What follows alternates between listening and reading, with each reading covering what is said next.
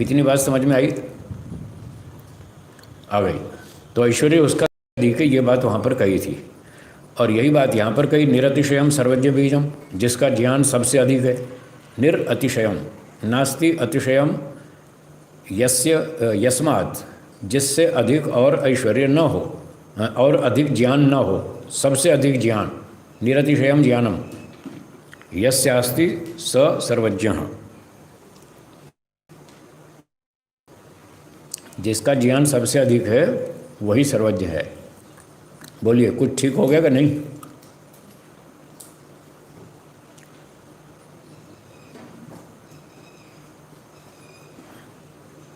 महत् परिमाण तो उदाहरण था, परिमाणवत, परिमाण के तुल्य। जैसे महत् परिमाण में सबसे अधिक परिमाण ईश्वर में है, वैसे ही सबसे अधिक ज्ञान ईश्वर में है। परिमाण का तो उदाहरण है। ठीक है, समझ में आया? आ गया ना? ठीक है, धन्यवाद। अगला कोई प्रश्न है?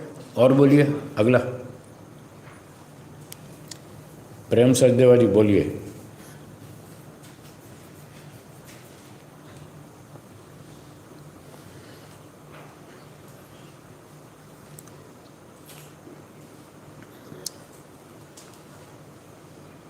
प्रेम सचदेवा जी बोलिए, आपकी आवाज़ नहीं आ रही, बोलिए।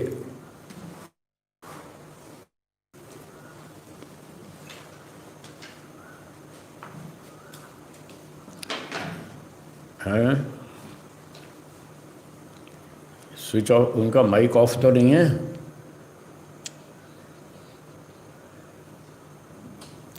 अच्छा, चलिए, और किसका है? और कोई प्रश्न हो तो बोलिए। रजत आर्य जी बोलिए। नमस्ते जी।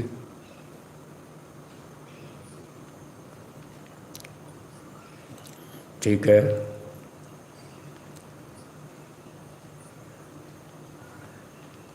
आपको, आप पहले एक का उत्तर सुन लें। आपका ध्यान ठीक लग रहा है या नहीं लग रहा है, इसकी पहचान ये है कि आप अपने आप को स्वयं चेक करें।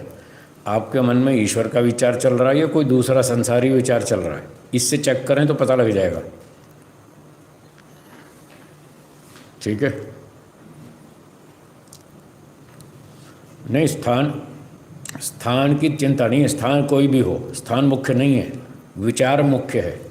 आप ईश्वर का विचार कर रहे हैं या संसार का विचार कर रहे हैं, ये बात मुख्य है। स्थान कुछ भी हो सकता है। सर में आगे लगाओ, पीछे लगाओ, नाक में लगाओ, कंठ में लगाओ, हृदय में लगाओ, नाभि में लगाओ, पीठ में लगाओ, कहीं भी लगाओ, घुटने में लगाओ, जहाँ मर्जी लगाओ। स्थान मुख्य नहीं है। ठीक है?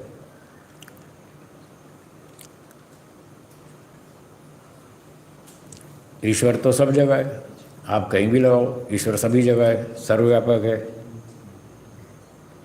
ठीक है, चलिए, धन्यवाद। और अगला प्रश्न हो गया? चलिए, ठीक है जी, पाठ आरंभ करेंगे। हम कहाँ तक पढ़ चुके हैं?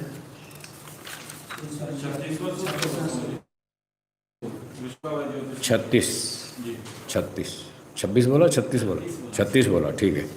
36वां। एक बार ओम का उच्चारण करेंगे। ओ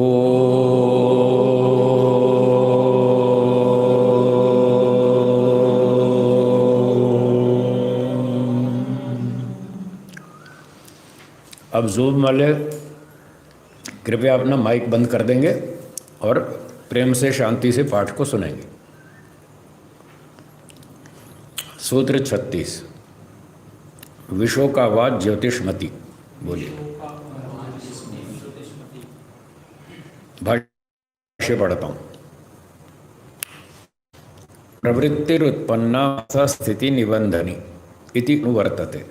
ये ऊपर से अनुवृत्ति आ रही है पिछले सूत्र से, 35वें से, कि प्रवृत्ति जो उत्पन्न होती है वो मन की स्थिति को बांधती है, मन को बांधती है। ज्योतिषमती प्रवृत्ति मन को बांधती है। इस तरह से दो प्रवृत्तियां और बताई। भाष्य की आगे व्याख्या पढ़ता हूँ। हृदय पुंडरी के धारयतो या अस्य या बुद्धि संवित कमल को, बीच में छाती के बीच में गड्ढा सा जो है, इसका नाम है हृदय पुंडरीक। तो इस बीच वाले भाग में जो व्यक्ति धारणा करता है, अपने मन को केंद्रित करता है, स्थिर करता है, एकाग्र करता है, उसको फिर अपने चित्त की जो भी अनुभूति होती है, आपकी मोटी भाषा में कहें तो आंख बंद करके जो उसको स्क्रीन दिखती है, काली काली अंधेरे वाली स्क्रीन, ये है आपका बुद्धि चित्त जो भी है। तो वो जो स्क्रीन दिखती है वो कैसी होती है? बुद्धि सत्वम ही भास्वरम। ये बुद्धि तत्व अर्थात चित्त, बुद्धि का अर्थ चित्त कर लीजिए। योग दर्शन में बुद्धि शब्द चित्त के लिए भी आता है और बुद्धि के लिए भी आता है, महत्त्व के लिए। अलग अलग प्रसंग में अलग अलग अर्थ होते हैं। तो यहाँ आप चित्त मान लें, क्योंकि चित्त वृत्तियों का ही निरोध चल रहा है, तो प्रसंग अनुसार यहाँ बुद्धि का अर्थ कर लेंगे चित्त। चित्त सत्वम ही भास्वरम, वो प्रकाशमान है, आकाश कल्पम, आकाश के समान फैला हुआ है। तो जब आप आंख बंद करेंगे तो एक लंबी चौड़ी स्क्रीन दिखेगी मन में, बहुत लंबा सड़ा आकाश जैसा, ऐसे फैला हुआ। ठीक है, ये सत्व प्रधान है, सत्व से बना है, मुख्य तत्व इसमें सत्व है। तो कह रहे हैं तत्र स्थिति वैशारद्यात्। इस चित्त में जब हम अपने मन को एकाग्र करते हैं तो स्थिति की वैशारद्य, कुशलता, हमारी एकाग्रता अच्छी बन जाती है, कुशलता आ जाती है एकाग्रता में। तब प्रवृत्ति, उस समय एक वृत्ति पैदा होती है। वो कैसी होती है? सूर्य, इंदु, ग्रह, मणि, प्रभा, रूप, आकारेण विकल्पते। तो वो कभी सूर्य के रूप में, कभी चंद्रमा, इंदु का अर्थ है चंद्रमा, तो सूर्य, कभी चंद्रमा, कभी ग्रह, कभी मणि, कभी प्रभा। प्रभा मतलब लाली, सूर्योदय के समय जो लाली होती है। तो कभी नीला, कभी पीला, कभी संतरी, कभी केसरी, कभी ऐसा अलग अलग प्रकार के रंगों में वो बदलती रहती है। जो लोग कहते हैं हमें प्रकाश दिखता है, आंख बंद करके ध्यान में बैठते हैं तो उनको प्रकाश दिखता है, ये उसी की चर्चा है। दिखता है प्रकाश, वो तो सही बात, पर ये तो एक सांसारिक विचार है, सांसारिक प्रवृत्ति है। ये रूप प्रवृत्ति है, ये भी एक तरह की रूप प्रवृत्ति है। पहले हमने आंख खोल के दीपक को देखा था, अब आंख बंद करके देख रहे हैं, बस इतनी बात। पहले खुली आंख से चांद को देखा था, अब आंख बंद करके चांद को देख रहे हैं अंदर से। तो इस प्रकार की जो प्रवृत्ति होती है वो अलग अलग रंगों में बदलती रहती है, कभी नीला, कभी पीला, कभी संतरी, कभी केसरी, कभी कैसा, कभी कैसा। चित्त के अंदर ये सब लाइटें दिखती हैं, रंगीन प्रकाश दिखता है और वो बदलता रहता है, कभी कैसा, कभी कैसा। सत्वगुण जब उभरता है तो प्रकाश तो सत्व का ही, तो तरह तरह का प्रकाश दिखता रहता है। ठीक हो गया, आगे चलते हैं। भास्वरम सत्व प्रधानम, प्रकाशमान। देखो भा दीप्तौ धातु है, तो भास्वरम हुआ दीप्तिमान, चमकीला, अथवा यूं कहें तो सत्व प्रधान। क्योंकि निर्माण की दृष्टि से तो चित्त में सत्व की मात्रा अधिक है, रजोगुण तमोगुण की मात्रा कम है, सत्व की मात्रा अधिक है, इसलिए भास्वरम सत्व प्रधानम अस्ति चित्तम, ये मतलब हुआ। ठीक है, तो वो जो निर्माण की दृष्टि से चित्त सत्व प्रधान है, जिसमें सत्व गुण की मात्रा अधिक है, ऐसा चित्त आकाश कल्पम, आकाश के समान विस्तृत हमको अंदर से दिखता है। जो मैंने स्क्रीन बताई आपको, स्क्रीन लंबी चौड़ी दिखती है, जैसे ये आकाश है, ऐसे आकाश की तरह लंबी चौड़ी स्क्रीन दिखती है। ये चित्त की बात कर रहे हैं, ये है चित्त। आपको जो भी दिखना है इसी में दिखना है, अंदर आंख बंद करके। आकाश का खाली स्थान के समान नहीं, बड़ा व्यापक करेंगे उसको, वो दिखता ऐसा है। वो दिखता कैसा हमको? तो आपको स्क्रीन दिखती है आंख बंद करके? विषय दिखती है, विषय ही दिखती है ना, जो विषय नहीं, आप विषय हटा दो, फिर क्या दिखता है? कोई स्क्रीन दिखती है, जैसे आकाश दिख रहा है, आकाश दिख रहा है आंख खोल के।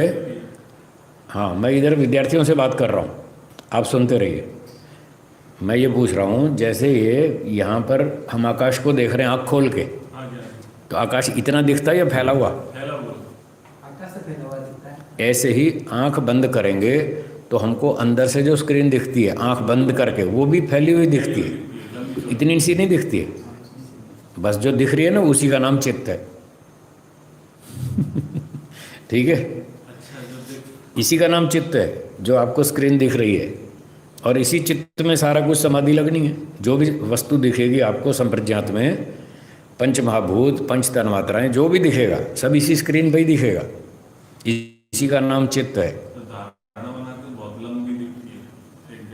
विषय को मत बदलो, जो बात कहता हूँ उतना पकड़ो, ठीक है ना। तो ये स्क्रीन जो दिख रही है इसका नाम चित्त है। इसी में तरह तरह के रंग बदलते हुए दिखते हैं। आगे चलूं? तो ये तो हो गई चमकीली प्रवृत्ति। और आगे चलते हैं। तथा अस्मितायाम समापन्नम चित्तम। अब जीवात्मा स्वयं में अपने आप को एकाग्र करता है, जीवात्मा के स्वरूप में, कि मैं कैसा हूँ, अपने बारे में सोचता है। तो अस्मिता जीवात्मा का नाम है। स्वयं में जब वो चित्त को समापन्न करता है, एकाग्र करता है, तो कैसा लगता है उसको? निस्तरंग महोदधिकल्पम। समुद्र आपने देखा है? देखा ना? कभी कभी समुद्र एकदम शांत होता है, उसमें ज़्यादा लहरें नहीं होती कभी कभी, और कभी कभी तेज़ लहरें होती हैं। तो जिस समय शांत होता है तो पानी एकदम ऐसे स्थिर जैसा रहता है, हिलता नहीं। थोड़ा दूर अंदर की तरफ देखो, किनारे से थोड़ा अंदर, तो बिल्कुल शांत लगता है। तो कह रहे हैं निस्तरंग महोदधि, महोदधि समुद्र, कल्पम समुद्र की तरह, शांत समुद्र की तरह दिखेगा। कोई लहरें नहीं, कोई हलचल नहीं, कोई चंचलता नहीं, कुछ नहीं। शांतम आगे लिखा ही है, शांत होता है। अनंतम दूर तक, समुद्र भी दूर तक फैला हुआ है। अस्मिता मात्रम भवति, तो वो उसको अपनी अनुभूति ऐसी होती है कि मैं आत्मा जो हूँ वो चित्त की स्क्रीन पर वो अपने आप को अनुभव करता है। रूप रंग कुछ नहीं होता। हाँ, नीला पीला त्रिकोण षडभुज अष्टभुज ऐसा कुछ नहीं है, साकार नहीं है आत्मा वो निराकार ही है। तो निराकार आत्मा उसको वो व्यक्ति अनुभव करता है, साधक, और ऐसा उसको मन शांत होता है, कोई चंचलता नहीं, कोई फालतू के विचार नहीं, और वो ये महसूस करता है मैं हूँ, वास्तव में कुछ हूँ। ऐसा कोई भी व्यक्ति ये महसूस नहीं करता कि मैं नहीं हूँ। ऐसा कोई महसूस करता है मैं नहीं हूँ? ऐसा तो कोई भी नहीं सोचता। बेहोश हो जाएगा तो फिर मैं होश में रहते वो ये महसूस करता है मैं हूँ, रहा हूँ, मैं सुन रहा हूँ, मैं बोल रहा हूँ, मैं चल रहा हूँ, मैं खा रहा हूँ, मैं पी रहा हूँ, मैं ये सारे काम कर रहा हूँ, ये सारी क्रियाएं करते हुए मैं हूँ, ये महसूस करता है। तो यहाँ पर भी आंख बंद करके वो अपने बारे में महसूस करता है मैं हूँ, कुछ तो हूँ। और उसकी चित्त की स्थिति बहुत शांत होती है, जैसे शांत समुद्र होता है ऐसे, कोई विचार तरंग कुछ नहीं होती, अपने बारे में ऐसा अनुभव करता है। यत्र इदम उक्तम, इस विषय में किसी आचार्य ने ऐसा कहा है, किसी का उदाहरण दे रहे हैं वचन। तम अणुमात्रम आत्मानम अनुविद्य अस्मि इति एवं तावत् संप्रजानीते इति। तम अणुमात्रम, उस छोटे से को, जीवात्मा को छोटा सा, बहुत छोटा, ऐसा आत्मानम अपने आप को बहुत छोटा सा, अनुविद्य जानकर, महसूस करके, या मोटे स्तर पर उसको थोड़ा सा अनुभव करके, इति एवं तावत् संप्रजानीते, वो इस प्रकार से उसका ज्ञान होता है कि मैं हूँ, बहुत छोटा सा हूँ, मैं कुछ हूँ, इस तरह की उसको अनुभूति होती है। तो इसी में मन टिक जाता है, आत्मचिंतन में ही मन टिक जाता है। तो ये एक है तो मोटे स्तर की अनुभूति आत्मा की, पर ये भी एक वृत्ति है, इसमें भी मन टिकता है तो मन एकाग्र हो गया। मन को तो विषय चाहिए, कोई भी विषय चाहिए, चाहे वो गिनती करना लग जाओ, आप 1 से 100 तक गिनती करो, देखो आपका मन टिक जाएगा। 1 2 3 4 5 6 7 8 9 10 11 12 13 14 15 16 17 गिनते जाओ, 100 तक गिनती करो, आपका मन टिक जाएगा। उल्टा करो तो और ज़्यादा टिकेगा वो थोड़ा और कंसंट्रेट करना पड़ता है, उल्टी गिनती में तो कठिन होता है ना। 100 99 98 97 थोड़ा और ज़्यादा ध्यान देना पड़ेगा। तो कहीं भी ध्यान लगाएंगे तो मन तो टिक ही जाएगा। तो ये भी एक उपाय है, अपने आत्मा का चिंतन करो, मैं कुछ हूँ, प्रकार से वो अपने स्वरूप की अनुभूति करता है। ऐसा द्वयी विशोका विषयवती अस्मिता मात्रा च प्रवृत्तिर ज्योतिषमती इति उच्यते। अब ये 2 प्रकार की विषयवती विशोका प्रवृत्ति है। विशोका विषयवती और ज्योतिषमती प्रवृत्ति। विशोका, एक तो विशोका विषयवती, एक ज्योतिषमती। ये दो प्रवृत्ति जो सूत्र में बताई थी, विशोका और ज्योतिषमती। ज्योतिषमती वाला आत्मा के प्रकाश वाली। एक तो शोक रहित, इसमें शोक नहीं है, शांति है।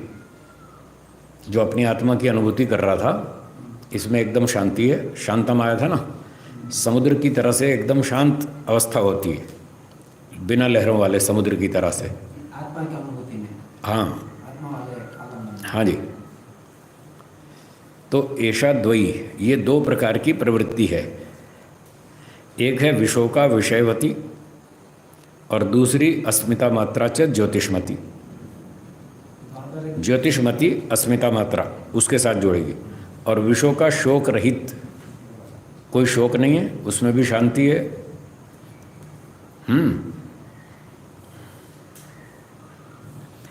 एक मिनट, ये क्या लिख रहे हैं? एक विशोका विषयवती ज्योतिषमती प्रवृत्ति और दूसरी विशोका अस्मिता मात्रा ज्योतिषमती प्रवृत्ति।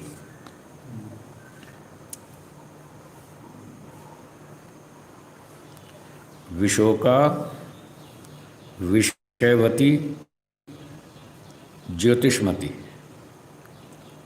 और दूसरी विशोका अस्मिता मात्रा। अच्छा, इन्होंने इस तरह से किया। पंक्ति को फिर पढ़ता हूँ। ऐसा द्वयी विशोका विषयवती अस्मिता मात्रा च। हाँ, ये दो प्रकार की विशोका वृत्ति है, शोक रहित वृत्ति।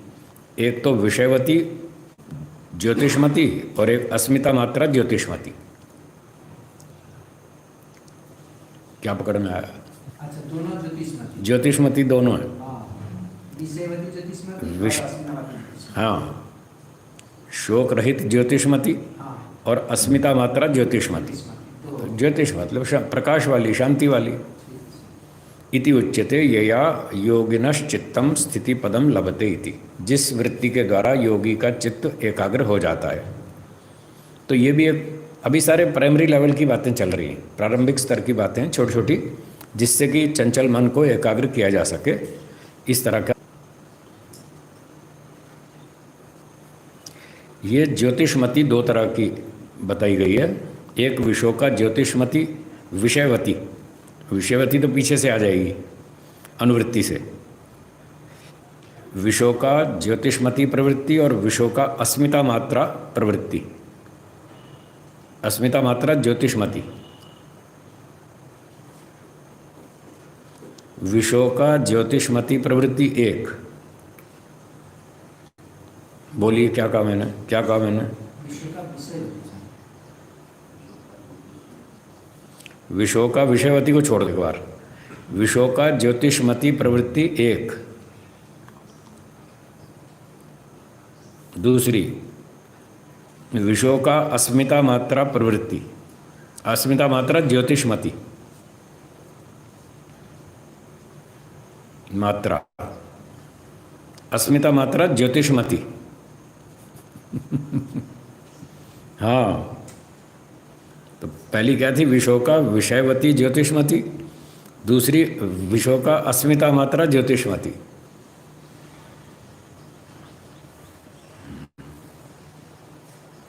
हाँ, अब ठीक हो गया। ये दो वृत्तियां हो गई, ठीक है।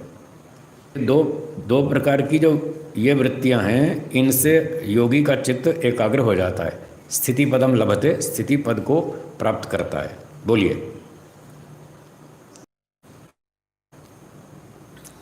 ठीक है, आगे चलें। सूत्रार्थ लिखिए। बुद्धि संबित जो बताया गया स्वामी जी। बुद्धि की अनुभूति, चित्त की अनुभूति। बुद्धि का अर्थ चित्त किया ना, तो बुद्धि संबित चित्त की जो हमें अनुभूति होती है। हाँ और एक आत्मा की अनुभूति, दोनों चीज़ों को। हाँ, चित्त में आत्मा की अनुभूति होती है चित्त के द्वारा। चित्त को तो छोड़ ही नहीं सकते। कुछ भी करोगे चित्त का सहयोग लेना है, संप्रज्ञात हो चाहे असंप्रज्ञात हो, हर जगह चित्त का सहयोग लेना है। उसके बिना तो कुछ बेहोश हो जाएंगे, काम ही नहीं होगा। मोक्ष में चित्त से पीछा छूटेगा, क्या समझे? जब तक जीवित हैं तब तक चित्त पीछा नहीं छोड़ेगा आपका। न मन, न बुद्धि, न इंद्रिया, न शरीर, कोई पीछा नहीं छोड़ेगा। जब मोक्ष में जाएंगे तब छूटेगा इनसे, सभी से छूट जाएगा। और जब तक जीवित हैं तब तक इन सब चीज़ों का सहयोग लेना है, चाहे समाधि लगाओ, सैर करो, चाहे भोजन करो, चाहे शयन करो, कुछ भी करो। बोलिए। शोक रहित, इसमें शोक नहीं होता, चिंता, टेंशन, तनाव कुछ नहीं है, शांति है एकदम। विशोका, विश्व का विषयवती ज्योतिष्मती प्रवृत्ति, विश्व का आत्मा अस्मिता मात्र ज्योतिष्मती प्रवृत्ति। हाँ, विषयों का विषयवती तो वो है जिसमें वो लाल पीला नीला कलर दिख रहा था, वो तो विषय हो गया ना, रूप रस, रूप वाला, ठीक है, वो हो गई विषयों का विषयवती।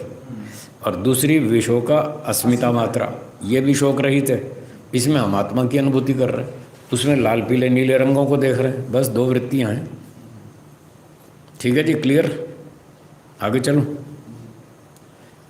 ज्योतिषमती, ज्योति का अर्थ है प्रकाश, हमारे प्रकाश का अर्थ है ज्ञान, तो ज्ञान को बढ़ाने वाली ये है ज्योतिषमती। ठीक है, ज्योति का अर्थ है प्रकाश, प्रकाश का अर्थ है ज्ञान, ज्ञान को बढ़ाने वाली ज्योतिषमती। चलिए सूत्रार्थ लिखिए।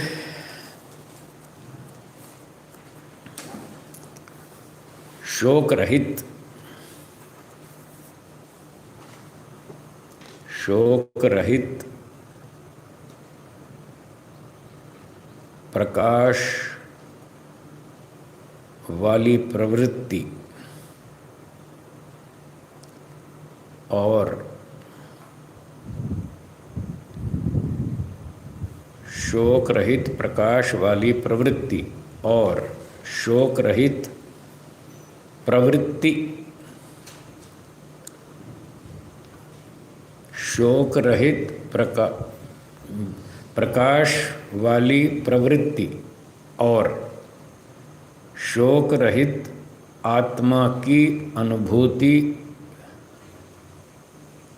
शोक रहित आत्मा की अनुभूति वाली प्रवृत्ति।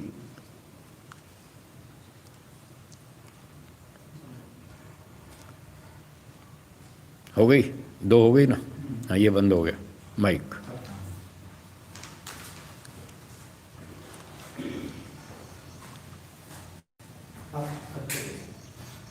अच्छा, तो आगे लिखिए। मन की स्थिति को, आगे लिखिए, मन की, माइक दूर रखो स्पीकर से, चिल्लाएगा। मन की स्थिति को बांधने वाली होती है, मन की स्थिति को बांधने वाली होती है।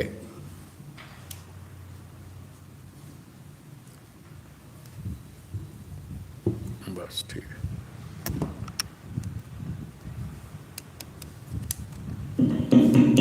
ओम ओम, ठीक,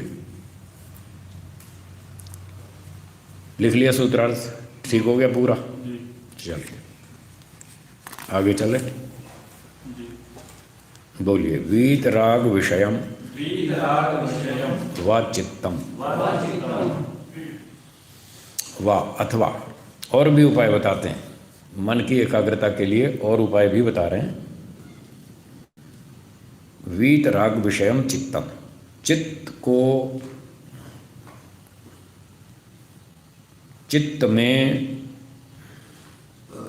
किसी वैरागी का चिंतन करें, कोई साधु महात्मा संत महर्षि दयानंद जैसा, महर्षि पतंजलि जैसा कोई अच्छा वैराग्यवान साधु का चिंतन करें तो आपका चित्त भी वैसा ही हो जाएगा और मन एकाग्र हो जाएगा। अगर आप किसी डांसर का चिंतन करें तो कैसा होगा, आपके हाथ पैर हिलने शुरू हो जाएंगे।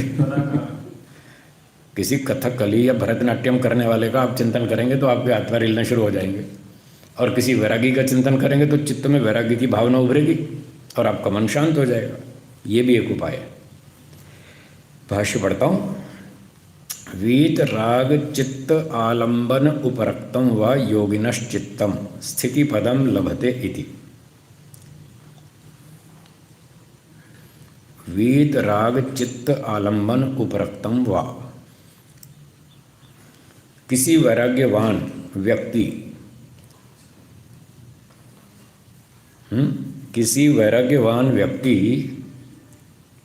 को चित्त का आलंबन बनाओ, चित्त का विषय बनाओ किसी वीतराग वैराग्यवान व्यक्ति को, अर्थात उसके इतिहास का चिंतन करें। किसी वैराग्यवान व्यक्ति के इतिहास का, उसके जीवन चरित्र का, गुण कर्मों का चिंतन करें कि महर्षि दयानंद कितने अच्छे वैरागी थे। कोई मोह माया नहीं, कोई राग नहीं, कोई दुनिया से कोई लेना नहीं, कोई देना नहीं। मैं एक दो कपड़े पहन के अपने जंगल में घूमते रहते थे, गुरुओं की खोज करते रहते थे, बड़े तपस्वी थे, ऊंचे वैराग्यवान थे। तो इस प्रकार से जब आप अपने चित्त का आलंबन उसको बनाएंगे, वैराग्यवान व्यक्ति के इतिहास को, उसके गुण कर्म स्वभाव को, तो उससे क्या होगा? उपरक्तम आलंबन, उपरक्तम उस आलंबन से युक्त जो हमारा योगी का चित्त है वो स्थिति पदम लभते, एकाग्र हो जाएगा। ठीक है, ये भी एक उपाय है इस। हाँ जी, कई लोग ऐसे होते हैं कि ईश्वर के स्थान पर भी इस तरह के जो महापुरुष हैं उनको याद करते रहते हैं, तो वो तो फिर पूरी उपासना ही उनकी करते हैं, गुरु जी की। हम वो नहीं कह रहे, हम तो प्रारंभिक उपाय बता रहे हैं। 15 दिन कर लो, ये नहीं कि आप 70 साल तक स्वामी दयानंद का ही चेहरा देखते रहो, वो नहीं कह रहे हम। ये 15 दिन के उपाय हैं, मैं पहले भी 6 बार दोहरा चुका हूँ। 15 दिन, 20 दिन, महीना, जो बहुत चंचल चित्त है उसको एकाग्र करने के लिए मोटे मोटे उपाय हैं। 15 दिन, महीना कर लो, कोई बात नहीं।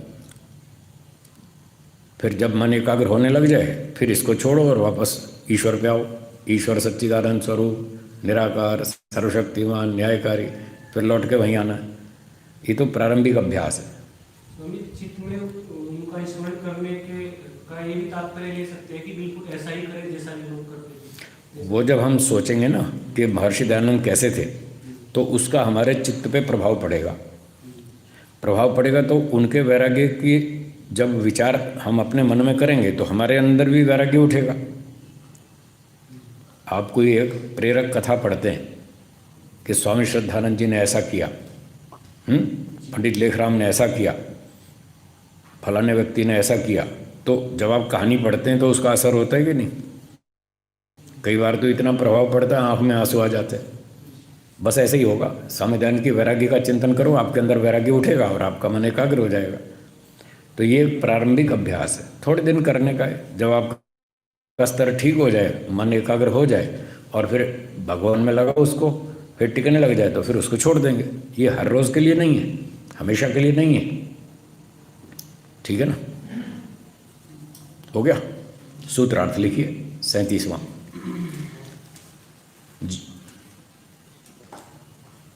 इसका राग बीत गया। सूत्रार्थ ऋषि मुनि के चरित्र का यदि मन में चिंतन किया जाए,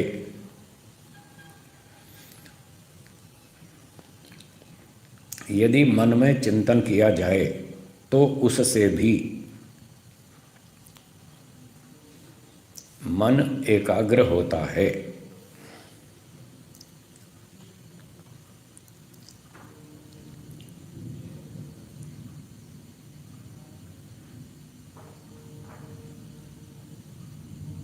ठीक है? 38वां बोलिए। स्वप्न, निद्रा, ज्ञान, आलंबनम, वा अथवा एक और भी है, और भी उपाय है चित्त की एकाग्रता के लिए। बहुत सारे ऑप्शन है, जो अच्छा लगे वो करो। स्वप्न, कोई आपको सात्विक स्वप्न आया हो, बहुत अच्छा सपना देखा आपने कई दिन पहले, 2 दिन पहले, कभी भी देखा हो, बढ़िया सपना देखा, लाइट आगे लगता है। हाँ, ओम ओम, आ रही आवाज?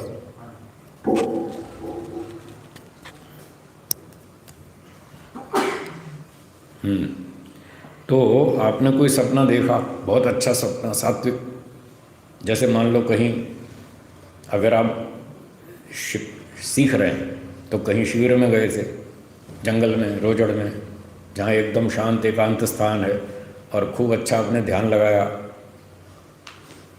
कुछ समय पहले, हैं, किसी भी आश्रम में कहीं भी आप गए तो वहाँ शिविर में भाग लिया और बड़ा अच्छा शिविर था, और वही सपना आ गया आपको, सपने में वही सीन आ गया कि हम वहाँ गए थे शिविर में, बहुत अच्छा लगा, बड़ा ध्यान टिकता था और कोई चिंता टेंशन कुछ थी नहीं, तो इस तरह का कोई बढ़िया स्वप्न आ गया। तो अब जब आप ध्यान में बैठेंगे तो उससे 5-7 मिनट पहले उस सपने को याद कर लें जो बढ़िया स्वप्न देखा था, वो आप मन में सोचेंगे, याद करेंगे, तो आपके मन की स्थिति वैसी हो जाएगी, वो भी अच्छा हो जाएगा, शुद्ध हो जाएगा, एकाग्र हो जाएगा।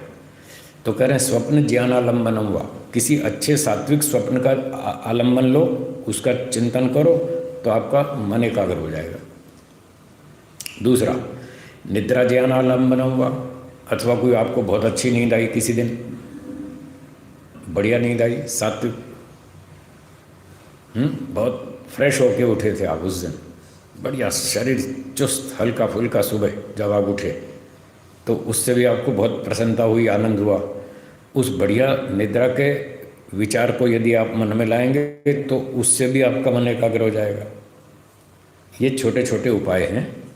ये भी हो सकता है स्वामी जी, जब नींद में रहते हैं तो कोई चिंता नहीं, टेंशन नहीं, हाँ, थोड़ा रिलैक्स होकर सोते हैं, जो सोते हैं हम करें, ठीक है, सो जाते हैं, हाँ तो उस प्रकार रिलैक्स मानसिकता को याद रखें। हाँ, जब नींद में आप बिल्कुल मस्त होते हैं तो उस निद्रा को याद कर लो, तो आपको मन एकाग्र हो जाएगा, मन शांत हो जाएगा।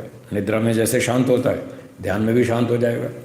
और लोग तो मजाक से भी खिल्ली उड़ाते हैं लोगों की, कोई बैठ के नींद ले रहा हो तो कहेंगे देखो समाधि लगा रहा है उसकी खिल्ली उड़ाते हैं।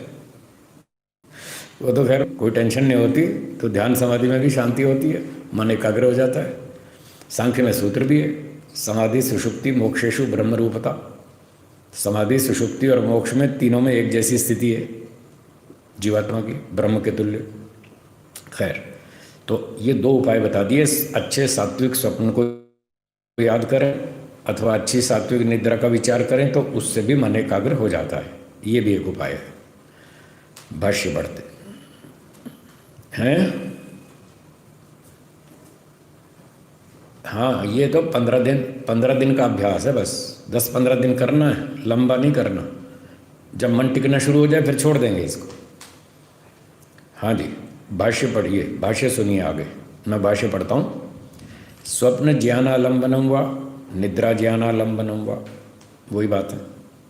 स्वप्न ज्ञान का आश्रय लो अथवा निद्रा ज्ञान का आश्रय लो, तदाकारम योगिनः चित्तम स्थितिपदम लभते इति। इस प्रकार से योगी का चित्त एकाग्रता को प्राप्त हो जाता है। स्थितिपदम एकाग्रता लभते, प्राप्त हो जाता है। तो योगी का चित्त इस प्रकार से भी एकाग्र हो जाता है। सूत्रार्थ लिखिए। किसी सात्विक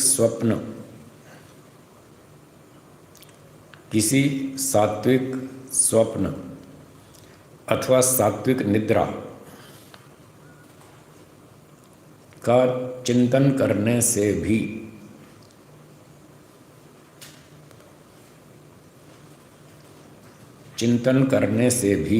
मन की एकाग्रता होती है।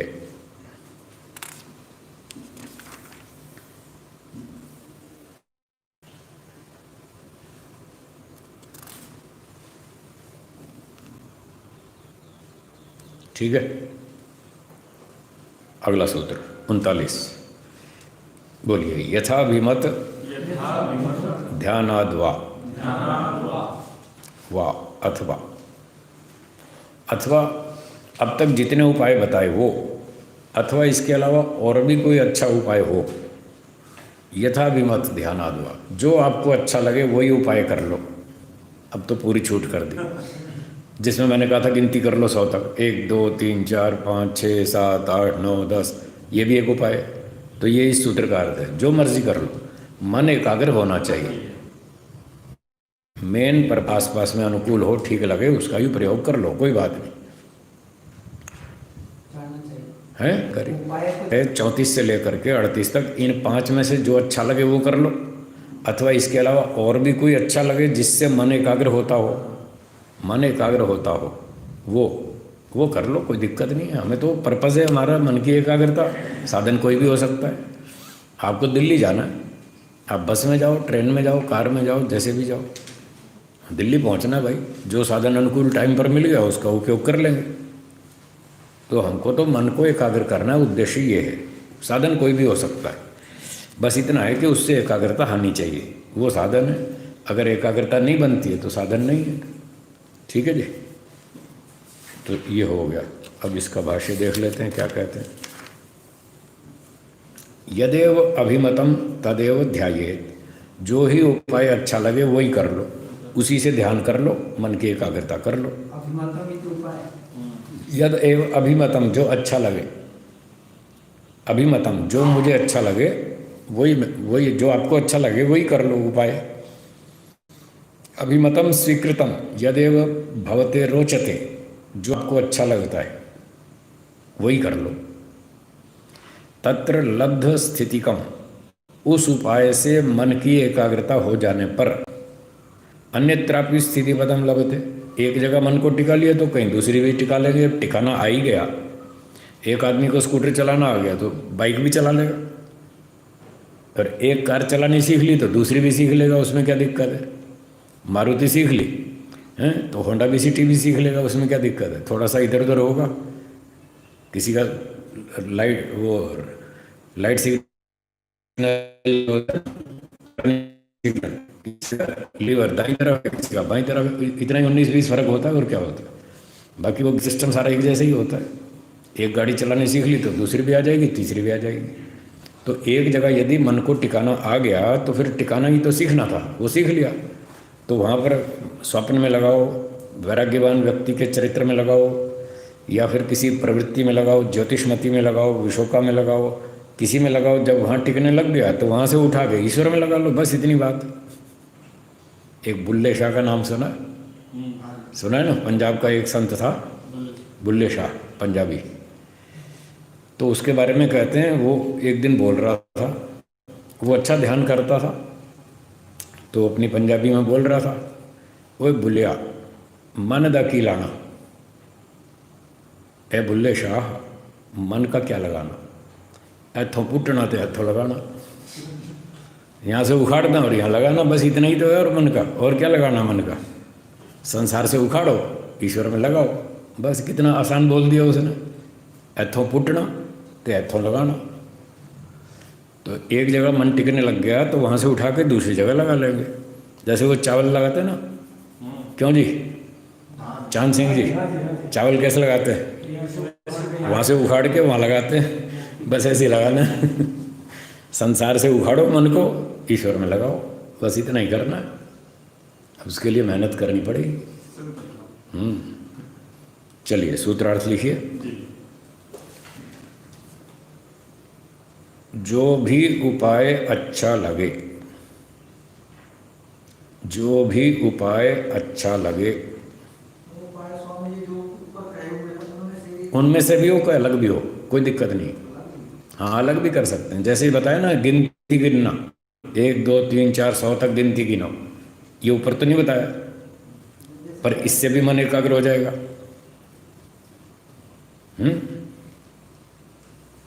इससे भी हो जाएगा।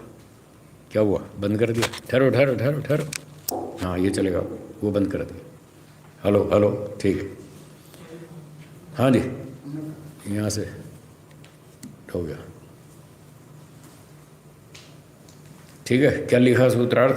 जो भी उपाय अच्छा लगे उसी का प्रयोग करें, उसी का प्रयोग करें। मन की एकाग्रता होनी चाहिए, बस। जो भी उपाय अच्छा लगे उसी का प्रयोग करें, मन की एकाग्रता होनी चाहिए। ठीक हो गया? तो पाठ को यहाँ विराम देते हैं, थोड़ा शंका समाधान कर लेंगे। हाँ जी, जिनको प्रश्न पूछना हो रेज हैंड करेंगे, बहन जी बता देंगी किसका नाम है। रजनीश जी बोलिए।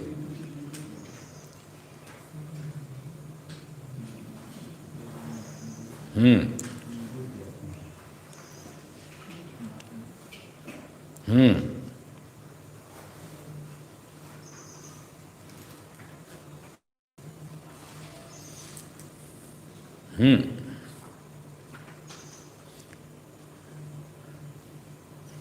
नहीं नहीं, आत्मा शोक रहित नहीं है। ये जो शोक रहित तो वृत्ति का एडजेक्टिव है, उसका विशेषण बताया था।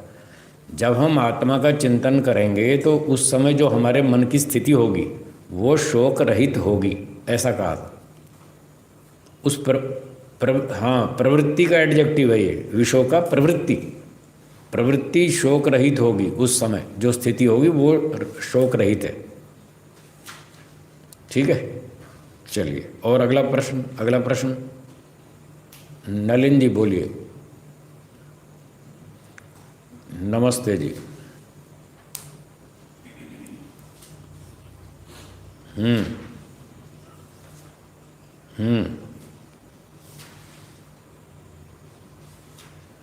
आपकी आवाज़ कट गई, आवाज़ कट गई, फिर से बोलिए। आवाज़ कट गई आपकी, फिर से बोलिए। असंप्रज्ञात समाधि में जाके आगे बोलिए। अब आ रही है, बोलिए।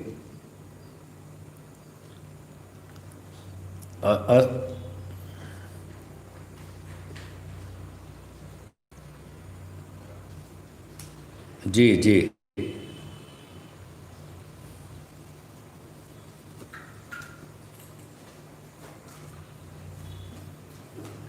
नहीं आ रही, कट गई आवाज़।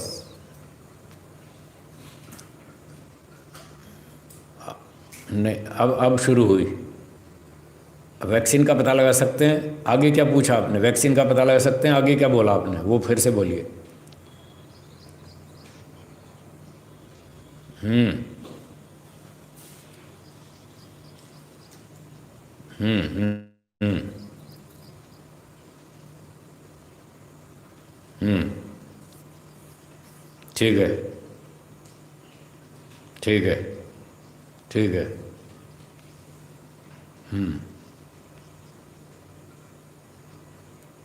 ठीक है। हम्म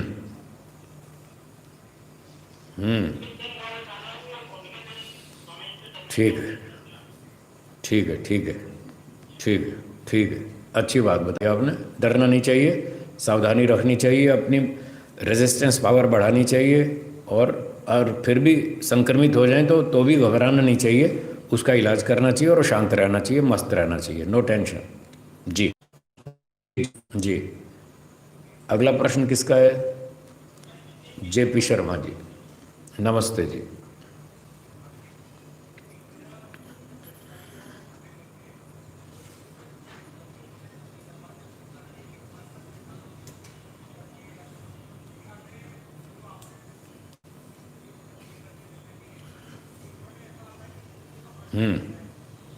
अच्छा, अब सुनिए उत्तर।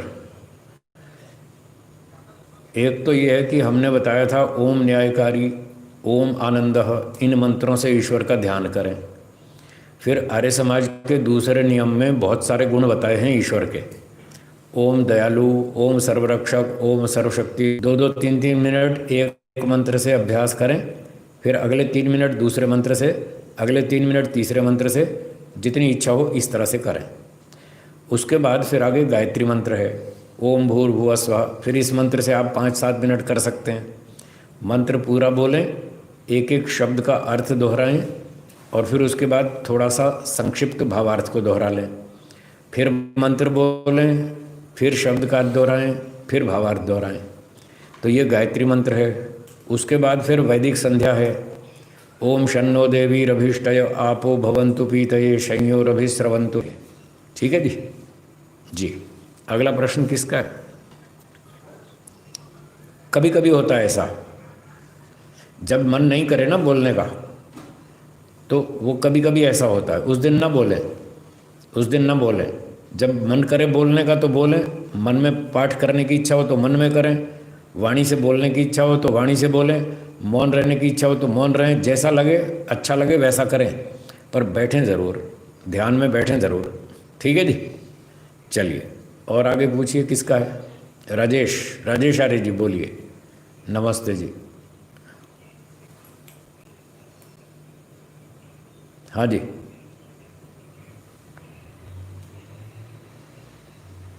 योग निद्रा तो योग दर्शन में कहीं नहीं है। ये तो पौराणिक बातें हैं, हठ योग की बातें हैं, उसको हम नहीं स्वीकार करते। वो पता नहीं क्या मतलब लेते हैं। ये तो जो रात को आप सोते हैं 6 घंटा, ये उसकी उस निद्रा की बात है। ठीक है जी।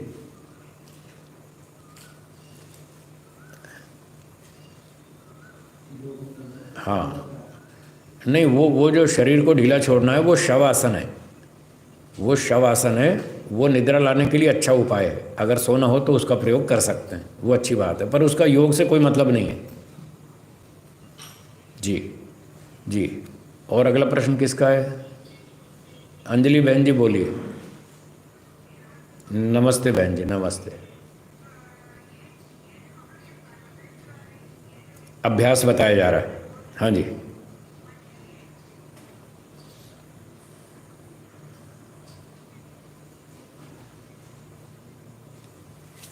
ठीक है। हाँ जी, हाँ जी। हाँ जी, हाँ जी, छोड़ दिया। तो आप, कोई बाधा नहीं है। ये तो उन लोगों के लिए है जो बिल्कुल नए हैं, बिल्कुल प्राइमरी बिगिनर्स हैं, उनके लिए है। अगर आपको इसकी आवश्यकता नहीं है और आपका ध्यान पहले से ठीक चल रहा है तो इन उपायों को करने की कोई ज़रूरत नहीं है। ठीक है जी। जी हाँ जी, धन्यवाद। और अगला प्रश्न पल्लवी बहन जी बोलिए। नमस्ते जी। हाँ बोलिए।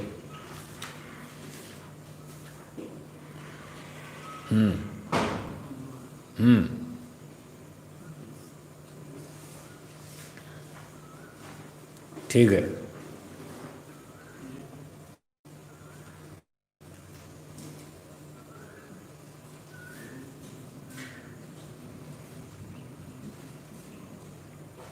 जी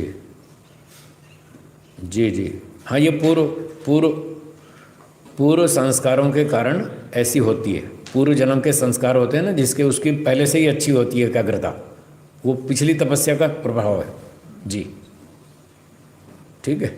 और बोलिए। हो गया। प्रद्युम्न जी बोलिए। नमस्ते जी। जी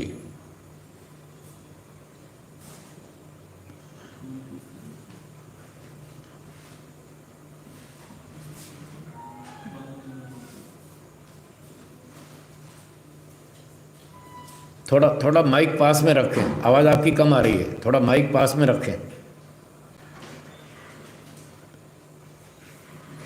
हाँ।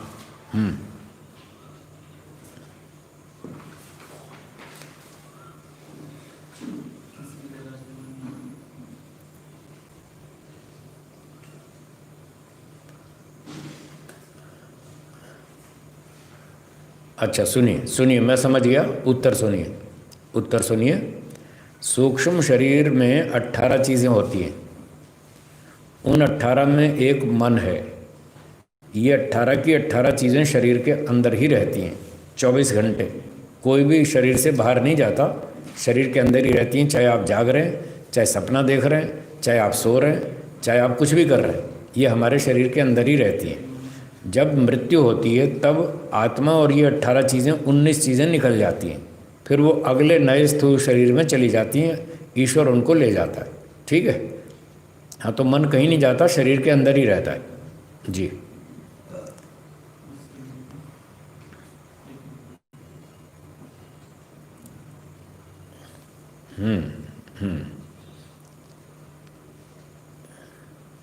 इसको कहते हैं लॉ ऑफ प्रोबेबिलिटी, संभावना का नियम। आप सपने में वही चीज़ें देखते हैं जो पहले आप देख चुके हैं, जागृत में सुन चुके हैं, सोच देख चुके हैं, टीवी में देखा आपने, अखबार में पढ़ा, कहानी सुनी, कल्पना की, विचार किया। ये सब जो आप दिन भर करते रहते हैं, उसी में से ही कोई स्वप्न आएगा।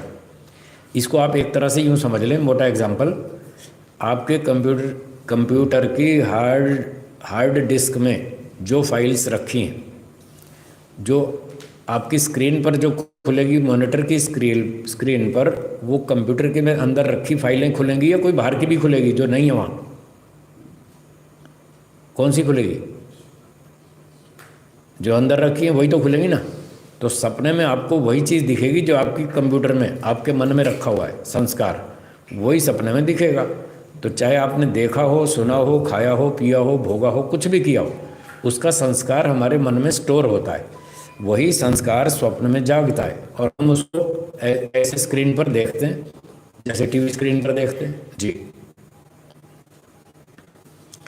पूर्व जन्म के स्वप्न में नहीं आते, स्वप्न में नहीं आते, पूर्व जन्म के इसी जन्म के आते।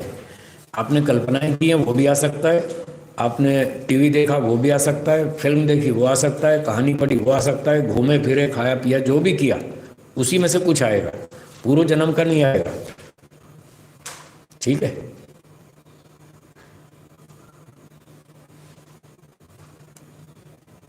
हाँ, स्वप्न आता है तो वो कच्ची नींद है, अधूरी नींद है, वो गहरी नींद नहीं है। इसलिए स्वप्न कम आना चाहिए, बहुत कम आना चाहिए, अच्छी गहरी नींद आनी चाहिए, तो शरीर को पूरा विश्राम मिल जाता है। जी, अगला कोई प्रश्न है? आगे अनीता बहन जी बोलिए।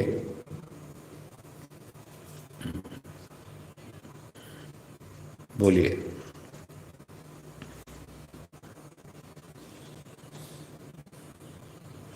हाँ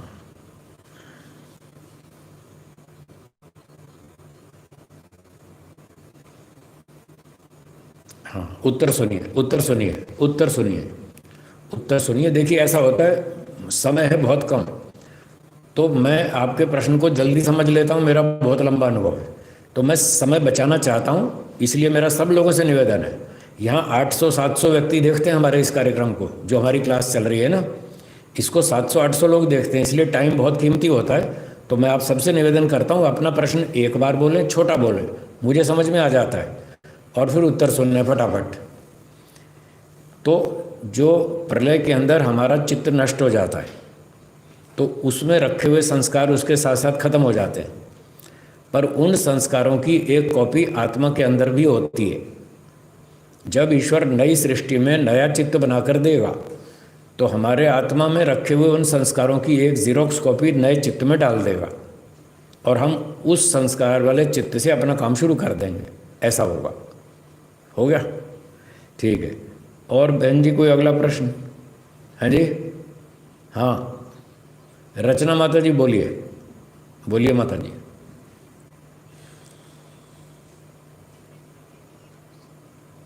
ठीक है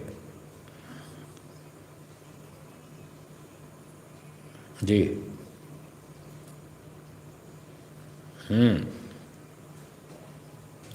तो हमने ये बताया, उत्तर ये है कि जो 5 वृत्तियां बताई हैं वो हैं योगाभ्यास में बाधक, उनको रोकना है। 5 वृत्ति उनको रोकना है, वो बाधक है।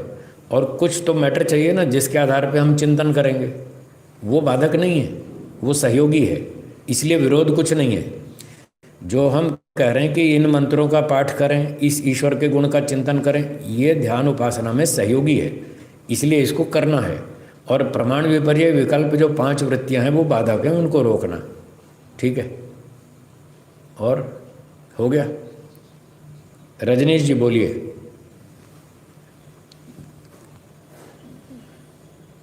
रजनीश जी बोलिए। हाँ बोलिए। नमस्ते। बोलिए बोलिए।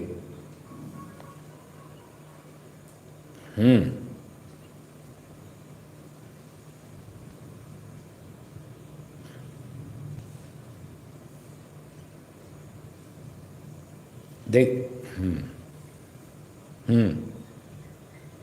लाभ ले लेता हूँ। हाँ हाँ,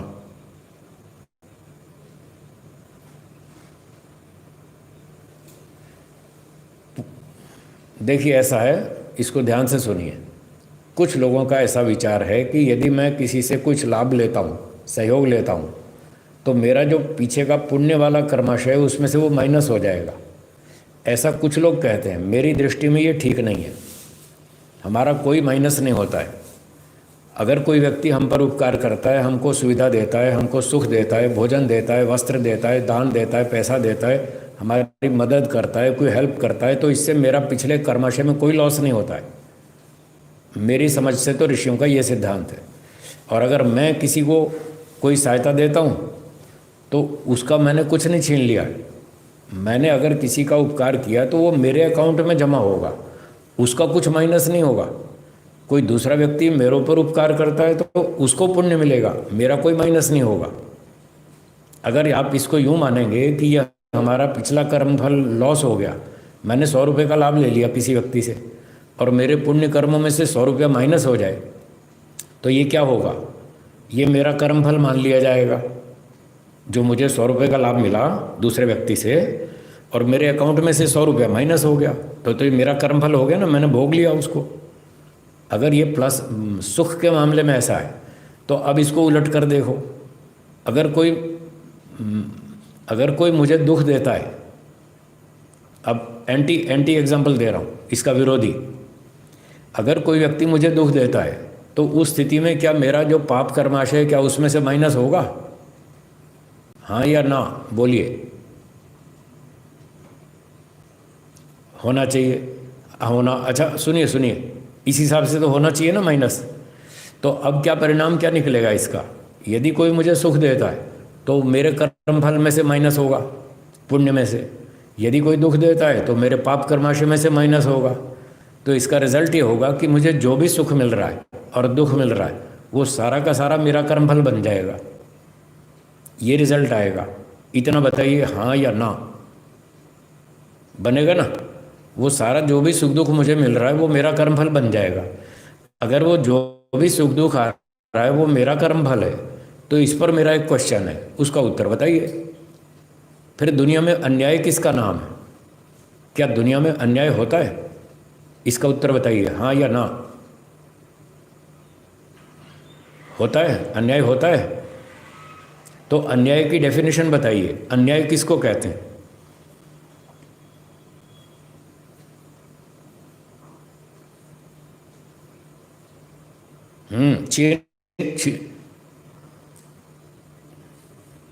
मान लीजिए किसी ने मेरे को खामखा 2 थप्पड़ मार दिए, कोई धक्का मार दिया, मेरा चोट चाट मार दी कोई, मैंने उसका कुछ नहीं बिगाड़ा, उसने मुझे दुख दिया खामखा। और अगर मैं इसको पिछले पाप कर्माशय में से माइनस कर दूं तो ये मेरा कर्मफल हो गया। तो अन्याय तो कहाँ हुआ? फिर अन्याय तो हुआ ही नहीं। जो भी हुआ मेरे पाप कर्माशय में कटता जाएगा, तो अन्याय तो कुछ भी नहीं हुआ। आप कह रहे हैं अन्याय होता है, तो आपकी बात टकराती है। अगर आप इसको माइनस मानेंगे अपने कर्माशय में तो ये अन्याय नहीं कहलाएगा, ये आपका कर्मफल है। और इस सिद्धांत पे आप 1 घंटा भी नहीं जी पाएंगे। जो भी आपको थप्पड़ मारेगा वो कहेगा अपना तुम्हारा पिछला पाप कट गया। आप स्वीकार कर लेंगे?